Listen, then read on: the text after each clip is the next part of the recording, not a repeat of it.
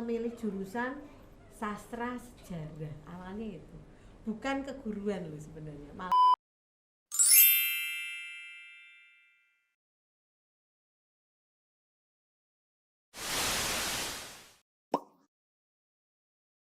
Ini kita akan membahas sesuatu yang mungkin sering kita rasakan, tapi jarang benar-benar kita pertanyakan nih. Kenapa ya pelajaran sejarah itu tuh banyak hafalannya, banyak tokohnya, banyak tanggalnya, dan lainnya lagi. Tapi minim cerita di baliknya. Nah, melihat dari sudut pandang lain nih, sebelumnya di sebelah saya nih ada narasumber saya itu Bu Puji sebagai guru sejarah di SMK Negeri 4 Semarang. Dan saya sebagai host di sini, sebelum masuk ke inti pembahasan, bisa diceritakan dulu nih Bu Puji apa yang membuat Bu Puji ini tuh ingin menjadi guru sejarah? Jadi guru sejarah itu sebenarnya bukan impian saya waktu kecil ya. Tetapi ketika kita kecil itu kan selalu ditanya ya, cita-cita dulu jadi apa gitu. Ada yang tercapai, ada yang menggok karena satu kondisi gitu. Tapi alhamdulillah kalau saya pribadi gitu, ketika kecil ditanya jadi apa, pengen jadi guru gitu. Cuman kan kita belum tahu pengen jadi guru apa. Kayaknya asik gitu melihat seorang guru tampil kayak gak ada apa ya, gak ada cacatnya gitu ya ketika tampil di depan muridnya. Itu pemikiran saya dulu loh ya. Nah itu ketika dewasa ya, sebenarnya saya kuliah bukan di keguruan sebenarnya, ya kan. Sebenarnya saya kuliah di jurusan ilmu yang murni, di universitas yang murni, bukan keguruan. Tetapi karena situasi hal tertentu itu saya membelok menjadi seorang guru. Dan kenapa saya memilih sejarah? Nah, itu ada ceritanya sendiri itu. Ketika ada penawaran untuk masuk universitas tanpa tes di sekolahan kami, saat itu saya sekolah di SMA 9 Semarang ya. Itu saya dengan teman saya sama-sama memilih jurusan sama, pengen sekolah hukum nih, pengen sekolah hukum di Universitas Diponegoro kala itu. Tapi karena salah satu harus ngalah gitu kan ya, karena teman saya namanya Toha itu dulu, dia sangat ingin menjadi seorang pengacara saat itu. Ya udah saya ngalah, akhirnya saya memilih jurusan sastra sejarah awalnya itu bukan keguruan loh sebenarnya, malah yang umum karena saya penasaran gitu. Nah karena saya suka sejarah itu memang dari SD, ketika ada pelajaran IPS dikenalkan nama raja terkenal Majapahit, nama raja pertama Singosari. Nah itu saya tertarik nama-namanya sebenarnya, nama-nama yang unik yang saya perhatikan saat itu gitu kan. Bunda Priya Dharma Patni, ada Erlangga bla bla bla bla, itu menurut saya sangat unik nama-nama itu. Dari nama saya malah menjadi tertarik ya gitu kan.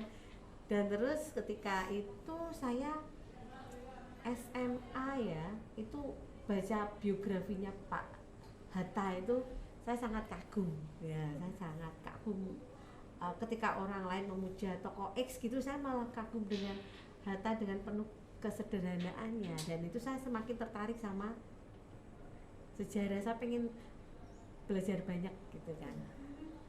Hilang saat itu saya hilang nggak kepikiran jadi guru lagi karena saya masuk ke ilmu murni kan. Iya. Tapi akhirnya setelah lulus pun dari ilmu murni itu malah saya jadi mengajar, jadi pendidik, jadi guru. Dan ternyata menarik juga. Buktinya sampai sekarang saya aja betah jadi guru 22 tahun ya kalau nggak salah ya. Lupa saya salah. Sekitar itulah. Berawal dari nama saya tertarik menjadi guru sejarah itu. Nah itu dia ya guys ya, masa lalunya Bu Puji nih keren banget ya. Selanjutnya nih Bu, menurut Bu Puji apa arti sejarah bagi generasi muda sekarang nih? Iya, sejarah itu seringkali dikatakan apa ya, pelajaran yang gagal move on ya, gitu betul. kan. Nggak mau apa istilahnya, nggak mau menghilangkan masa lalu, ora iso gagal untuk melangkah ke depan. Sebenarnya enggak juga loh. Sejarah bagi generasi muda terutama pelajar nih, ya. Dengan sejarah kita itu diharapkan bisa berwawasan luas, ya kan? Betul. Karena kita belajar dari masa lalu, dari kesalahan masa lalu, kita perbaiki sekarang untuk kita menjadi lebih baik di masa depan. Dengan sejarah itu sebenarnya siswa diajarkan untuk berpikir kritis, ya kan? Betul. Mencari apa kausalitasnya, ada hukum sebab akibat di situ. Dan jangan salah, pernah mendengar enggak nih kata-kata history make man wise. Sejarah itu bisa membuat orang bijaksana, iya kan? Francis Bacon kalau nggak salah dalam bukunya Of Studies itu mengatakan seperti itu. Bijaksana karena apa? Dengan sejarah itu sebenarnya kita memandang satu sudut permasalahan, satu permasalahan tidak hanya dipandang dari satu sudut saja, tetapi dari berbagai sudut pandang.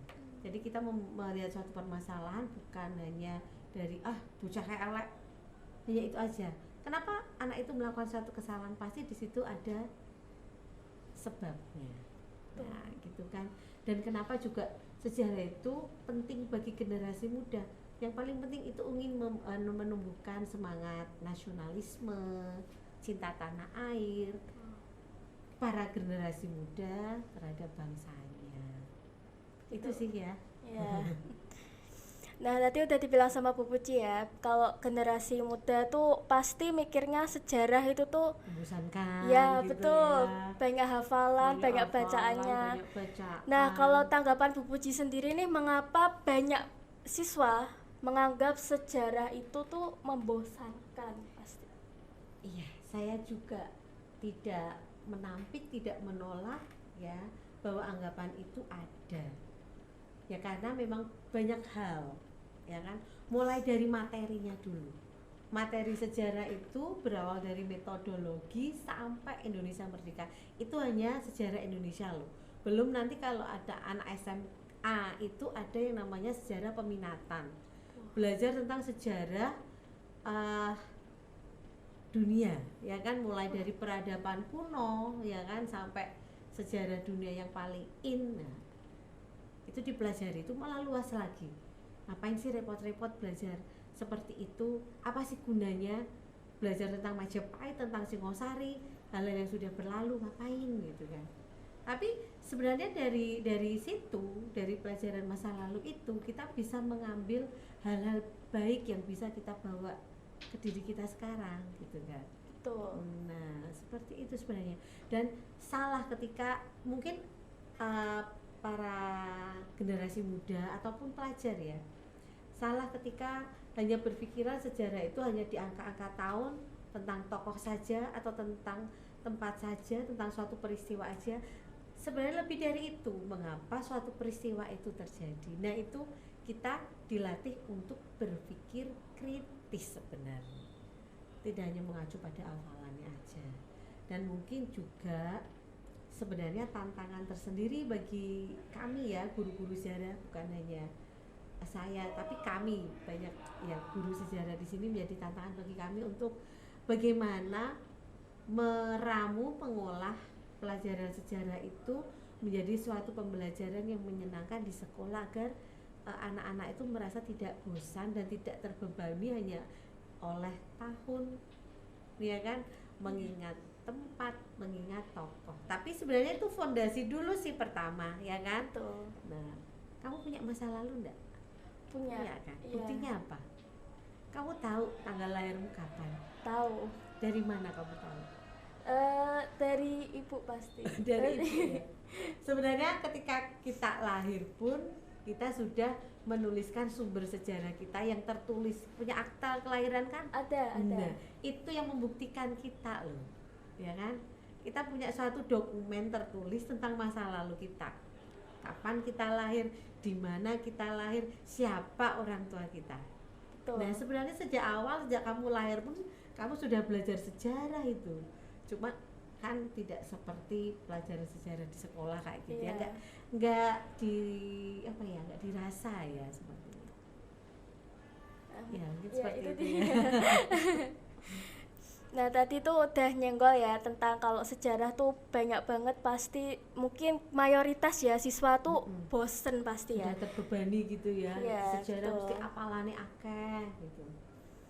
Nah, selanjutnya apakah cara pengajaran sejarah di sekolah ini tuh masih terlalu fokus pada hafalan Bu, atau itu tuh sistem dari kurikulumnya sendiri gitu? Kurikulum atau perangkat untuk pembelajaran itu memang ada SKL namanya, standar kelulusan, di mana seorang anak eh, seorang anak itu diberikan SMA gitu ya, materinya ini sampai ini, bisa dikatakan lulus kalau sudah selesai materinya itu. Nah begitu. Nah memang kesulitannya kita itu ada materi-materi itu yang harus dipelajari itu kan, jadi kita ngebut materi gitu. Terkadang-kadang sistem hafalan itu yang dijadikan patokan, padahal banyak sekali pola-pola atau model-model pembelajaran yang bisa digunakan untuk membuat sejarah itu menjadi satu mata pelajaran yang tidak membosankan. Iya sih. Iya. Bagaimana perasaan Bu Puji sendiri nih kalau semisal di kelas atau di luar kelas pun ada siswa atau anak-anak nih yang kurang tertarik dengan sejarah, Bu? Iya. Saya merasa bisa memaklumi karena tidak semua anak itu tertarik pada satu hal. Apalagi anak SMK nih. Ketika kamu masuk SMK kan pikiran kalian itu hanya pelajaran produktif aja kan yang dipentingkan. Betul. Nah, tahu-tahu masuk di sini kelas 1 2 masih banyak juga dipenuhi oleh mapel-mapel lain di situ ya. Normada mulai dari kamu harus belajar bahasa Indonesia, pelajaran PKN juga, agama, bahasa Inggris, banyak sekali pelajaran itu yang harus kamu tempuh, selain juga pelajaran produktif kamu yang mungkin banyak tugasnya gitu kan. Ijek nyempil pelajaran sejarah sing akeh hafalan.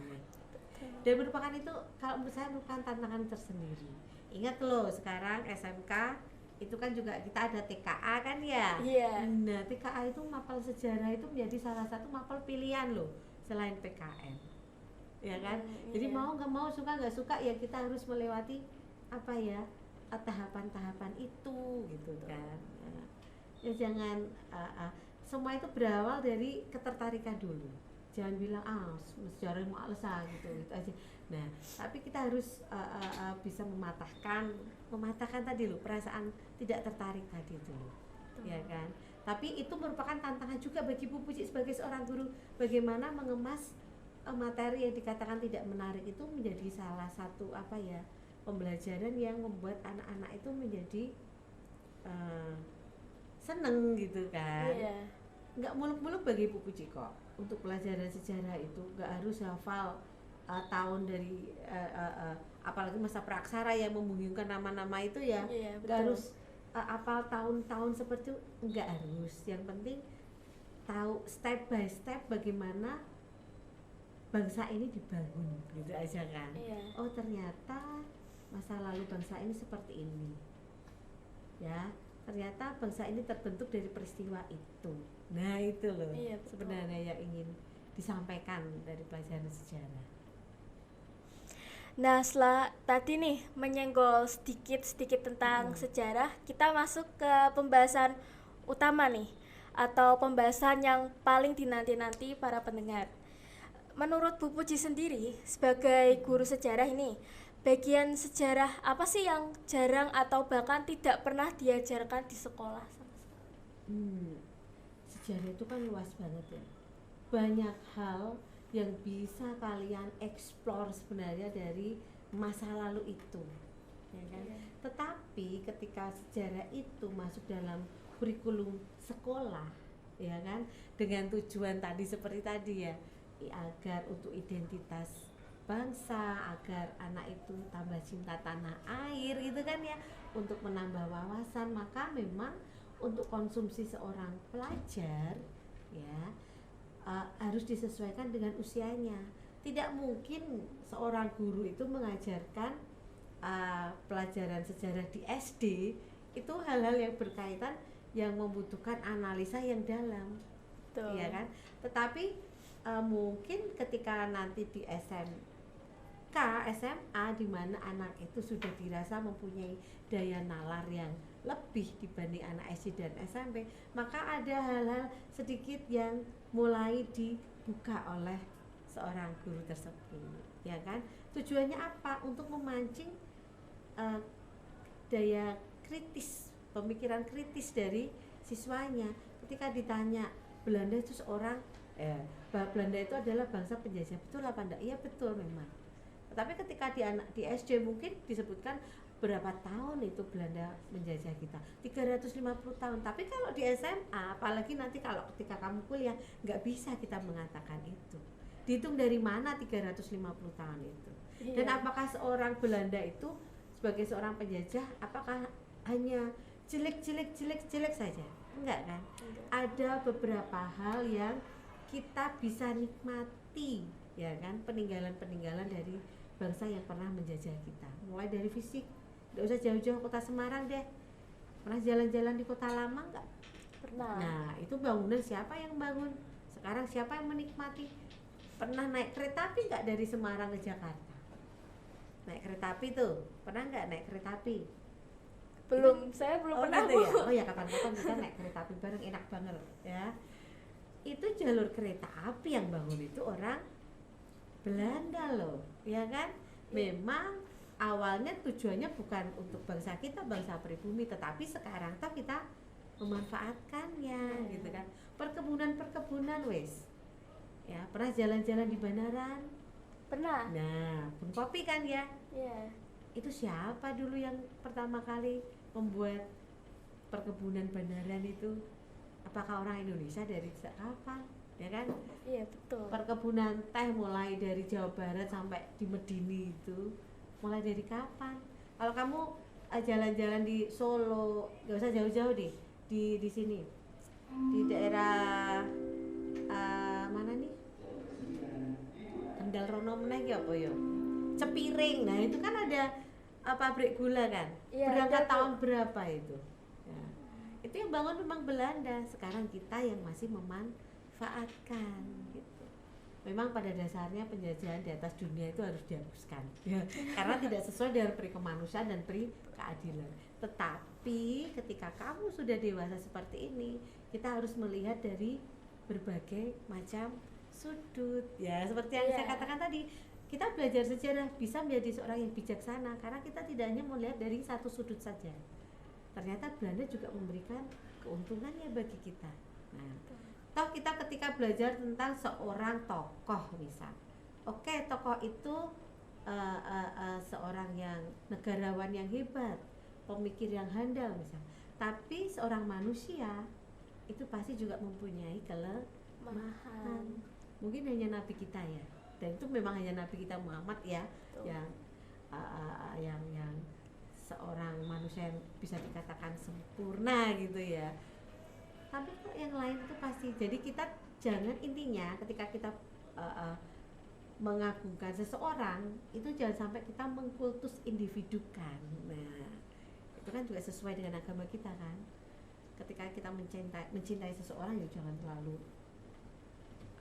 ya bahasanya kayak ugal-ugalan, ya ugal-ugalan gitu ya, gitu ya, karena semua itu pasti ada kelebihan dan kekurangannya, seperti itulah kira-kira Bu. Ya.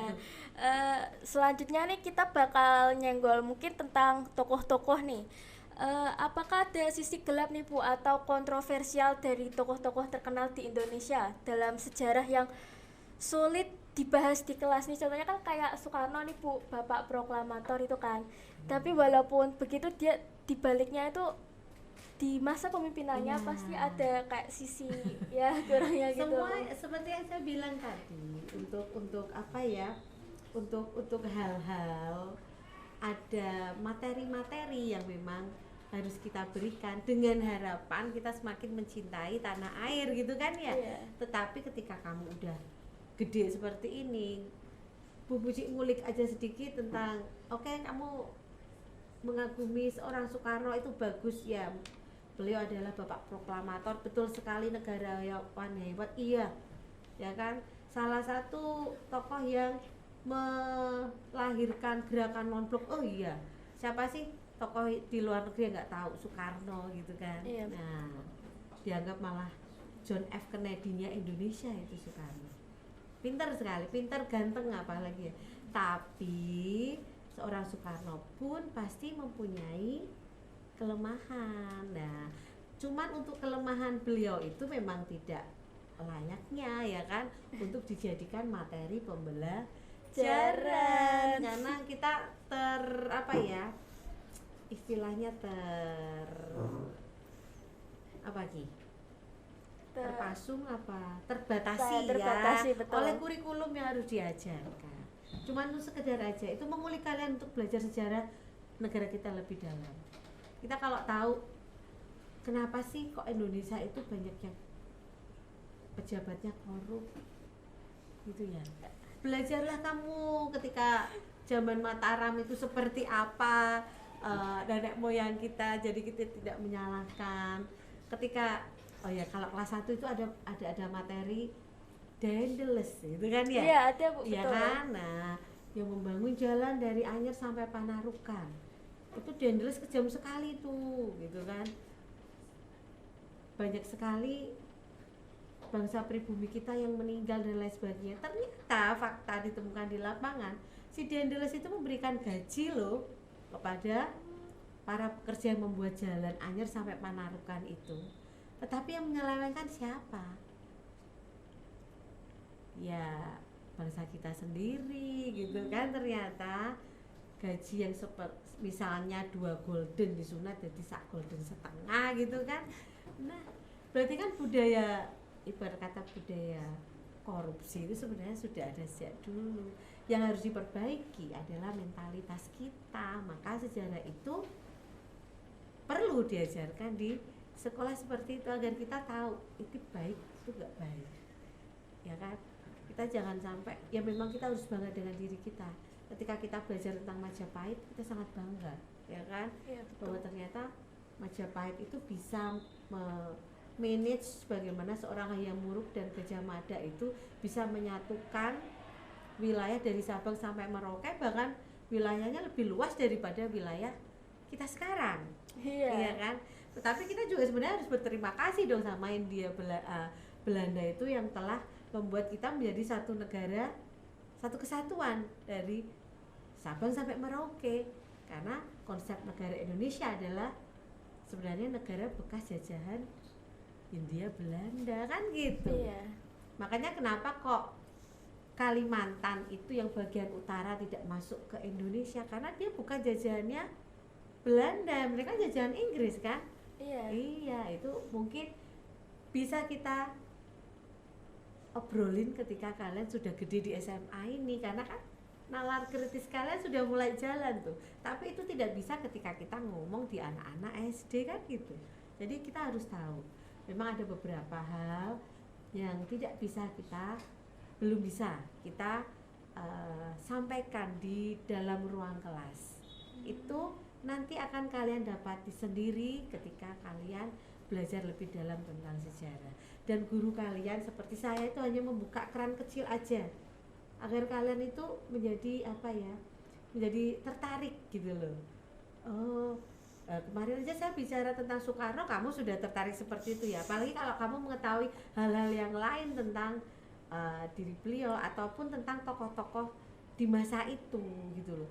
Kenapa kok sampai DITI itu Kartosuwiryo memberontak? Kenapa? Kan gitu. Mereka bangsa kita sendiri juga loh. Dan kamu juga akan takjub ketika mengetahui kenyataan bahwa musuh Soekarno itu dulu satu kos yang ngekos di Cokro Aminoto ya kan. Terus sebenarnya banyak hal yang menarik lah yang bisa dijadikan kita pelajaran. Cuman untuk sejarah di sekolah memang kita hanya terbatas untuk keperluan memunculkan rasa percaya diri kita, kecintaan kita terhadap tanah air. bukan berarti terus kita ketika mengetahui masa lalu bangsa kita kok ada yang seperti itu gitu kan, terus kita ngelok-ngelok, enggak sebenarnya enggak. Itu merupakan tantangan kita untuk berubah menjadi baik. Seperti yang saya katakan tadi, kesalahan masa lalu kita itu harus kita perbaiki sekarang untuk mendapatkan masa depan yang lebih baik, harusnya gitu.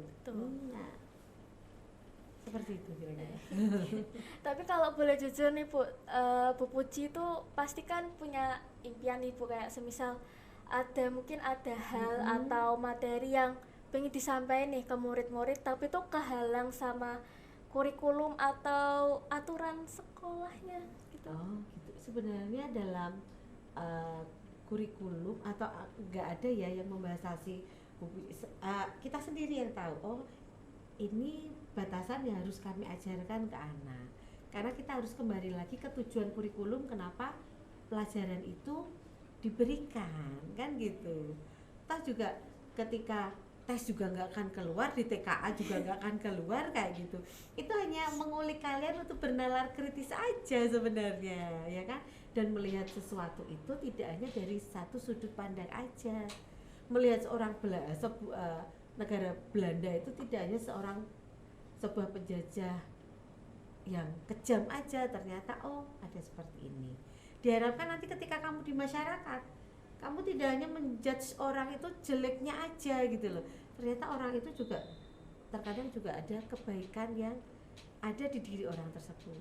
Kamu juga jangan melihat seorang itu tampil covernya aja gitu kan. Ternyata yang kita pandang selama ini hal yang baik ternyata punya sisi buruk juga kan gitu. Iya. Intinya seperti itu sebenarnya. Tapi memang sih untuk pelajaran di sekolah yang penting kita menyampaikan materi yang diharapkan dulu, ya kan? Karena itu nanti yang kalian gunakan untuk kedepannya dasar pondasinya lah gitu. Untuk masalah hal-hal yang lain yang kamu ingin tahu, berarti saya ada rasa bangga sedikit, berarti apa yang saya sampaikan ternyata bisa mengulik nalar kritis kalian gitu kan. Nah, jika Bu Puji ini tuh diberi kebebasan nih Bu, semisal ada kebebasan, apa yang ingin diubah dari cara mengajar sejarah yang ada di sekolah ini? Nggak cuma di ya? SMK 4 aja, tapi di seluruh. Ini apa yang mau diubah? Yang mau diubah apa ini? Kalau kita merubah satu sistem SKL itu nggak bisa. Ya kan? Iya, kan? Kalau saya diberi kebebasan, ya saya harus jadi menteri dulu dong. Iya. Ya kan? Saya harus jadi menteri dulu untuk mengubah suatu sistem, ya kan? Dan itu juga nggak main-main loh. Menteri itu punya tenaga ahli juga loh, ya kan? Punya tenaga ahli juga yang ketika memutuskan sesuatu itu harus dipertimbangkan banyak hal. Nah, di situ harus dipertimbangkan banyak hal. Ketika materi sejarah diberikan anak SD itu ini aja masuk dalam IPS, kemudian anak SMP ini aja, anak SMK hanya sejarah Indonesia aja karena memang fokusnya di produktif. Beda sama anak SMA yang memang dari awal sudah diharapkan untuk bisa kuliah lagi gitu kan. Iya. Jadi untuk materi tentang teori tambah ini sejarah dunia kan gitu, atau peminatan. Dan kalau yang diubah sebenarnya guru di Indonesia seperti semuanya itu diberikan kebebasan untuk cara bagaimana mereka menyampaikan materi. Mereka mau pakai model pembelajaran seperti apa. Cuma kalau Bu Puji sendiri kesulitannya, salah satu tantangannya itu saya merasa kurang di jamnya. Dengan durasi 2 jam itu terkadang saya mau buat model pembelajaran yang efektif, apa ya, yang atraktif, menarik gitu. Saya harus butuh waktu untuk nyeting panggon, belum sarpras nih, ya kan? Saya harus berbagi, kami harus berbagi. Ini untuk SMK 4 ini terutama sarprasnya. Kita kalau mau pakai proyektor aja harus gantian. Ya mungkin kedepannya gitu ya. Dari segi sarpras, dari segi regulasi atau aturan, kita masih terbatas oleh aturan bahwa pembelajaran itu ya dimaksimalkan di lingkungan sekolah gitu kan ya. Untuk keluar itu kita susah regulasinya, banyak hal-hal yang harus kita pertimbangkan ketika kita akan melakukan pembelajaran keluar. Padahal belajar sejarah itu menarik ketika kita observasi di lapangan. Kita ngomong tentang Candi Borobudur misal, tapi kalau kita nggak bisa melihat sendiri, itu kan di video bisa, iya bisa memang, tetapi kenikmatannya akan berkurang ketika kita melakukan suatu metodologi penelitian kecil-kecilan lah di situ, ya kan? Kita mau mengadakan kunjungan ke museum mana, misal kemarin Bu Buci, kalau Bu Buci sih sudah punya komunitas apa ya, sangat tertarik tertarik sama pelajaran sejarah gitu ya. Kita sering pergi-pergi ke tempat-tempat yang bersejarah seperti itu untuk menambah pengetahuan gitu. Tapi untuk sekolah kan masih dibatasi. Nah, itu tadi kesulitan kami, dan ketika ada kesempatan apa yang dirubah, yaitu tadi mungkin kita pengen sarprasnya agar anak-anak itu bisa belajar dengan baik, mungkin durasi waktunya, mungkin apalagi kita diberi kebebasan untuk observasi ke lapangannya gitu loh. Iya. Tapi untuk masalah materi ya kita memang harus tegak lurus dengan atas. Kira-kira gitu seperti ya. itu ya Bu Iya, ya. kira-kira seperti itu. Nah, setelah ngobrol panjang lebar tadi ini sama narasumber kita yaitu Bu Puji, kita bisa refleksi dikit ya kalau pelajaran sejarah di sekolah itu masih mencakup bagian sedikitnya saja. Nah, kita jadi mungkin kurang memahami lebih dalam tentang sejarah itu. Nah, sebelum masuk ke penutupan nih Bu, ada nggak sih Bu kata-kata buat anak generasi sekarang nih? Kira-kira mereka ini tuh gimana biar mereka mau belajar sejarah ini? Aduh, saya gak bisa memaksa ya untuk belajar sejarah, karena sesuatu hal yang dipaksa itu nanti hasilnya nggak maksimal juga. Tetapi nikmatilah prosesnya gitu loh. Ketika kamu memang di sekolah ini diminta untuk belajar sejarah, belajar bahasa Indonesia, belajar bahasa Inggris, belajar agama, itu pasti ada maksud, alasan, dan tujuan ya. Cintailah dulu apapun yang ada di hadapan kalian. Ketika setelah mencintai pasti kamu akan tertarik kan ya. Kemudian kamu akan merasa enjoy ketika melakukan hal tersebut, itu aja gitu ya. Nah teman-teman, sebagai penutupan ya, semoga podcast sejarah yang tak pernah diajarkan di sekolah ini tuh bisa membuka wawasan kita dan cara pandang kita terhadap pelajaran sejarah.